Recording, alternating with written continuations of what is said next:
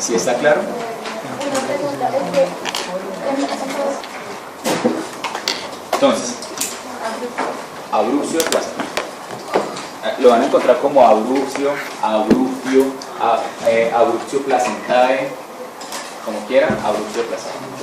¿Listo? Entonces, ¿cómo se define? Se define como el desprendimiento prematuro, o sea, antes del parto, de una placenta normoinserta. Como es normoinserta, ya de entrada yo no puedo tener una placenta previa asociada a un abrupcio de placenta, porque en una la placenta tiene una inserción anormal y en la otra la placenta es una inserción normal. ¿Listo? Entonces, este es un desprendimiento prematuro de la placenta que está normoinserta. ¿Qué es normoinserta? Que está en la parte de arriba, en la parte lateral, en la parte anterior, en la parte posterior, pero no abajo. Punto. Entonces, es la separación total o parcial de la placenta de su sitio de inserción normal de implantación antes que se dé el parto. Entonces ya sabemos nosotros, ¿qué pasa si se desprende la placenta antes del parto? Pues hombre, el feto se queda sin sangre y se va a morir. Entonces es diferente que se desprenda un poquitico de la placenta, el 10%, a que se desprenda el 50%. Si se desprende el 50% se morirá, si se desprende el 10% ni me doy cuenta, por ejemplo. ¿Listo? Entonces, la incidencia es el 0.8% de las gestaciones, o sea, es un poco más frecuente que la placenta previa. La paciente que tiene un primer episodio de abrupcio de placenta tiene una posibilidad de que en su segundo embarazo vuelva y presente abrupcio en un 5 al 10%, pero si la señora ya tiene 2 episodios de abrupcio de placenta, tiene una posibilidad de que en el tercer embarazo se presente hasta en un 25%. Entonces, entre mayor número de episodios de abrupcio de placenta tenga, la posibilidad en el siguiente embarazo de que lo haga va a ser mayor. Hace parte de las hemorragias del tercer trimestre también, ¿listo? Pero en términos generales se podría dar en cualquier momento de la gestación, ¿listo? Pero normalmente son hemorragias del tercer trimestre. ¿Por qué es importante el abrupcio de placenta? Pues es importante porque, al igual que en la placenta previa, pues tenemos un riesgo de que haya anoxia fetal, porque obviamente el bebé se va a quedar sin sangre. En este caso, pues obviamente el sangrado pues es más a nivel fetal, y porque dependiendo la intensidad del sangrado, pues también tendré que finalizar el embarazo, entonces me va a dar riesgo de prematuridad, porque si la señora sangró a la semana 30, pues probablemente tengo que finalizar el embarazo, entonces más prematuro va a ser el bebé. Entonces son causas de prematuridad. ¿Cuál es la fisiopatología? En la fisiopatología dice que lo que ocurre es que hay un defecto a nivel de la decidua, ya sabemos que la decidua es el endometrio, ¿sí? Pero además también hay un defecto a nivel de los vasos uterinos sanguíneos que son mucho más sensibles y que favorecen su disrupción o su ruptura.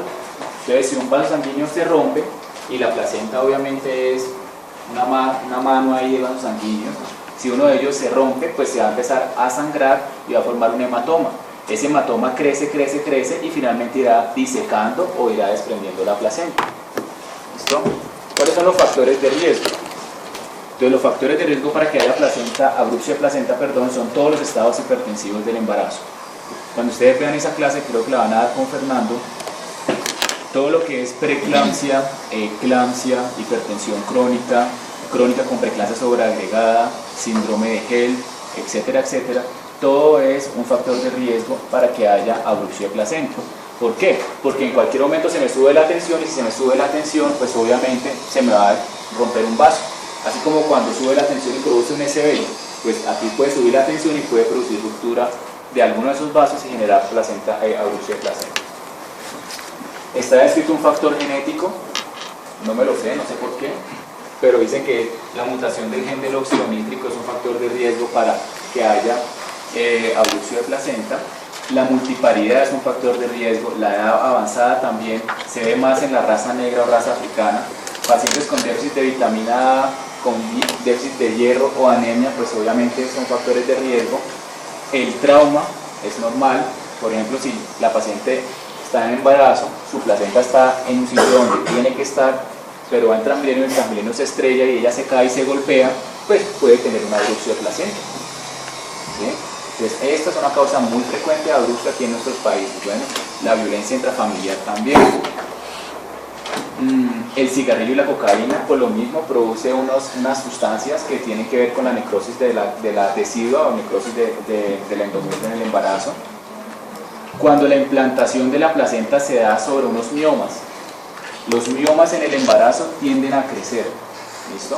Porque los miomas son tumores benignos que dependen de un sustrato hormonal, que son los estrógenos progestágenos, que están aumentados en el embarazo. Entonces en el embarazo los miomas podrían llegar a aumentar de tamaño, y si la placenta justo está en la parte de arriba o la parte fúndica y aquí la señora tiene un mioma y ese mioma empieza a crecer, a medida que va creciendo el mioma podría llegar a ocasionar sangrado. Entonces facilita el desprendimiento de la placenta que está normoinserta. Y tenemos unas causas iatrogénicas. Por ejemplo, el misoprostol nosotros lo utilizamos en pacientes cuando el cuello del útero, o sea el cervix, se encuentra muy duro y no hemos tenido esa primera fase de activación para que se vuelva blandito y yo tengo que inducir el parto. Entonces si yo tengo que inducir el parto, nada saco con colocarle oxitocina para que hayan contracciones del útero si el cuello está duro. Entonces tenemos que utilizar el misoprostol para generar una cosa que nosotros llamamos maduración cervical, o sea, volver el cuello blandito. Y ahí sí, una vez tengamos el cuello apto para el parto, colocamos la oxitocina. El problema es que el misoprostol, como es una prostaglandina, va a generar una reacción inflamatoria en el cuello del útero y cuando... Y lo otro es una amniocentesis. ¿La amniocentesis qué es? La amniocentesis es un procedimiento que lo utilizamos para muchas cosas, pero finalmente la amniocentesis es coger y meter una aguja, funcionar aquí el útero y sacar el líquido amniótico. Entonces, si yo funciono justo en un sitio donde está la placenta, pues se puede desgarrar un vaso, va a generar un sangrado y va a tener la placenta, etcétera, etcétera. La ruptura prematura de membranas. Si la paciente tiene, por ejemplo, se le rompen las membranas y empieza a salir el líquido, es como cuando una paciente tiene retención vesical o retención urinaria y yo le paso una sonda. Si yo le paso una sonda y no controlo esa evacuación, se produce una cosa que se llama hemorragia SVAP. ¿Se ya vieron urología? No. Si yo tengo esta bolsa llena de líquidos con 3 litros y la señora tiene ruptura de membrana y se le salen 2 litros, pues el útero ¿qué hace? Inmediatamente se contrae. Al útero contraerse, la superficie de inserción de la placenta disminuye y sangra. Entonces, la ruptura prematura de membranas es un riesgo de que haya hemorragia y placenta, abuso de placenta.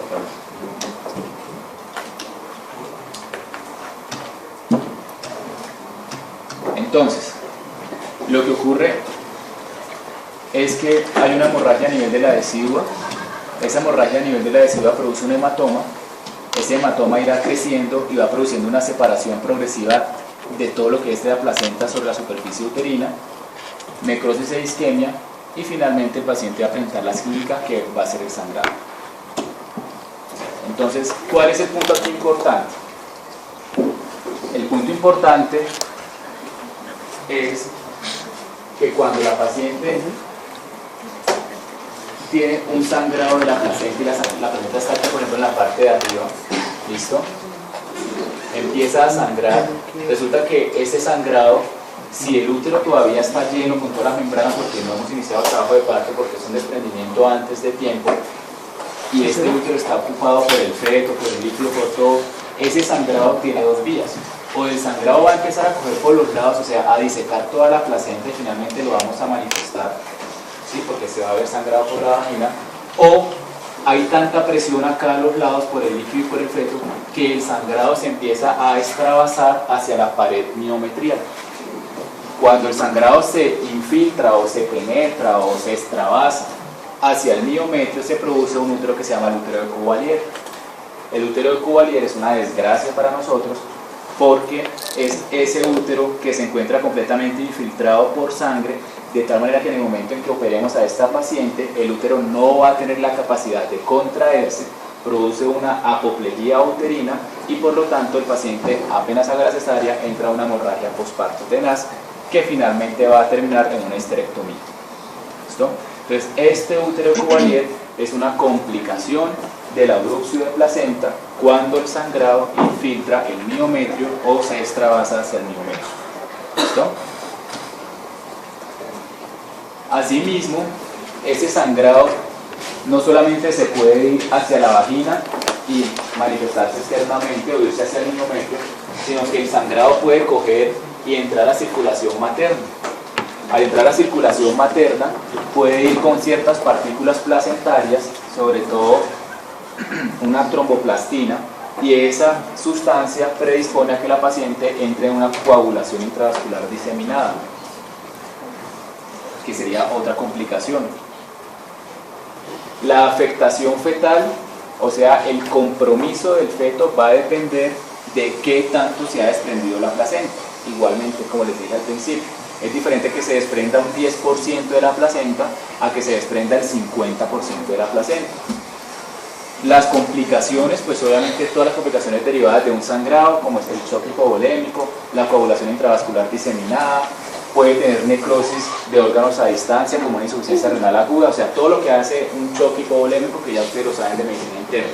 Pero estas complicaciones también se pueden ver en placenta previa, ¿sí? Porque si la señora está sangrando mucho y no la trato, pues finalmente me va a traer una CID, finalmente me va a traer un choque hipovolémico, etcétera, etcétera. Entonces, son complicaciones de todo sangrado. ¿En la infiltración al endometrio el embarazo puede ser viable o...? No. Ya vamos a ver, porque normalmente cuando se infiltra miometrio es porque el desprendimiento es muy grande. Entonces ya ahí tenemos algún tipo de compromiso hemodinámico fetal, materno-fetal, perdón, y ya tenemos que finalizar el embarazo. Entonces, ¿cuál es la clasificación de la abrupción de placenta? La clasificación se llama clasificación de Page. La clasificación de Page son 4, va desde el grado 0 hasta el grado 3. ¿Cuál es el grado 0? El grado 0 es el paciente o la paciente que está asintomático, o sea, nunca sangró. Y por lo tanto, nunca nos dimos cuenta de que la paciente tuvo placenta, abrupción de placenta. El diagnóstico normalmente lo hago posparto. ¿Por qué posparto? Porque cuando estamos en el tercer periodo del trabajo de parto y se dio el alumbramiento, ¿sí? Cuando la placenta sale, yo tengo que revisar la placenta. Entonces yo reviso la placenta y yo veo que hay un hematoma en la placenta, ¿sí? Pero el trabajo de parto de esa paciente siempre fue un trabajo de parto normal, porque es que si no hubiera sido normal, probablemente yo lo hubiera desembarazado y le hubiera hecho cesárea, ¿sí? Entonces, el grado 0, el desprendimiento de placenta es tan pequeño que es asintomático, lo diagnostico después del parto cuando la placenta ha salido y yo reviso la placenta, porque siempre tenemos que revisar la placenta cuando sale, ¿sí? Y normalmente, pues, como fue tan pequeño, no cursó con ningún compromiso fetal. ¿Está claro? O sea, son los abrupcios muy pequeños. El grado, entonces este no se manifestó, es que si se hubiera manifestado, si la señora se hubiera puesto inestable, si el feto se hubiera puesto inestable, yo no hubiera continuado el trabajo de parto, así de sencillo, yo lo hubiera operado. Bueno, entonces no me pueden colocar, yo puedo colocar un caso clínico y operé la señora y entonces clasificación de P es 0, porque tendrán 0 en la respuesta. ¿Sí? Grado 1, ¿cuál es? El grado 1 es cuando la paciente tiene algún tipo de sangrado ya, ¿listo? Pero el sangrado es muy leve, el desprendimiento es de menos del 30% de la superficie placentaria. En este caso, ya la paciente tiene una hipertonía uterina, es decir, son contracciones que son sostenidas y que son dolorosas. Entonces es un cuadro clínico muy diferente a la paciente con placenta previa. ¿Listo? Esta tiene contracciones sostenidas y dolorosas y ya podemos tener algún grado de sufrimiento fetal o algún grado de estado fetal no tranquilizador. ¿Cómo lo voy a hacer? Pues con la monitoría fetal. Por eso es que todas las pacientes en trabajo de parto tienen monitoría fetales y nosotros estamos pendientes de estas pruebas. ¿Listo? El grado 2, el sangrado es un poco mayor, ya no solamente hay hipertonía uterina o dinámica uterina, sino que el útero se convierte en un útero completamente tetánico o leñoso. O sea, el útero es como si fuera una contracción única sostenida. Todo el tiempo está completamente duro el útero. ¿Listo? En estos casos también hay sufrimiento fetal, no van a poner muerte fetal, esto está mal. ¿Listo? Hay sufrimiento fetal. Normalmente el desprendimiento es del 30 al 50% de los casos de la superficie placentaria. Hay inestabilidad hemodinámica